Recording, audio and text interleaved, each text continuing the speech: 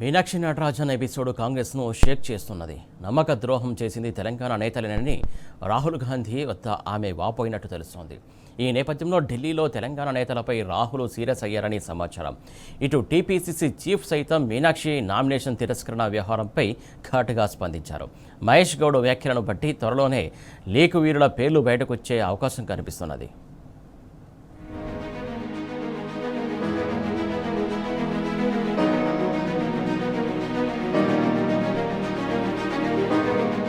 AICC దూత Meenakshi Natarajan nomination తిరస్కరణ అంశం కాంగ్రెస్ లో ప్రకంపనలు సృష్టిస్తున్నది. తెలంగాణ కాంగ్రెస్ నేతలే వెన్నుపోటు పొడిచారని కాంగ్రెస్ అగ్రనేత రాహుల్ గాంధీతో మీనాక్షి చెప్పినట్టు తెలిసింది. నామినేషన్ పత్రాల వ్యవహారాలు చూసుకునేందుకు పార్టీ లీగల్ సెల్ ఉన్నప్పటికీ సహకారం అందకుండా చేశారని ఆవేదన వ్యక్తం చేసినట్టు సమాచారం. కోవర్టు రాజకీయాల వల్లే ఈ అంశం మధ్యప్రదేశ్ దాకా వెళ్లిందని, ఇదంతా తన వ్యక్తిగత అభిప్రాయమని చెప్పినట్టు తెలిసింది. మీనాక్షి ఫిర్యాదు నేపథ్యంలోనే గురు, శుక్రవారాల్లో తనను కలిసిన తెలంగాణ కాంగ్రెస్ నేతల మీద రాహుల్ సీరియస్ అయినట్టు వినికిడి.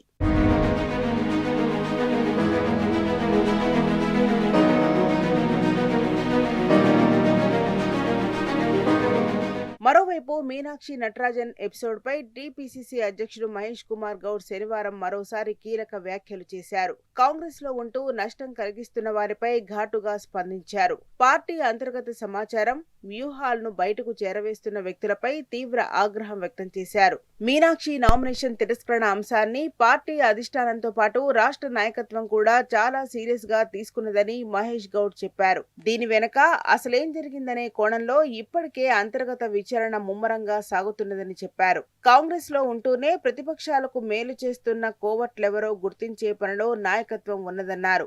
ఈ వ్యవహారంలో లీకుల వీరులెవరో, గ్రీకు వీరులెవరో త్వరలోనే బయటపడుతుందని మహేష్ గౌడ్ చేసిన వ్యాఖ్యలు ఇప్పుడు కాంగ్రెస్ వర్గాల్లో తీవ్ర కలకలం రేపుతున్నాయి.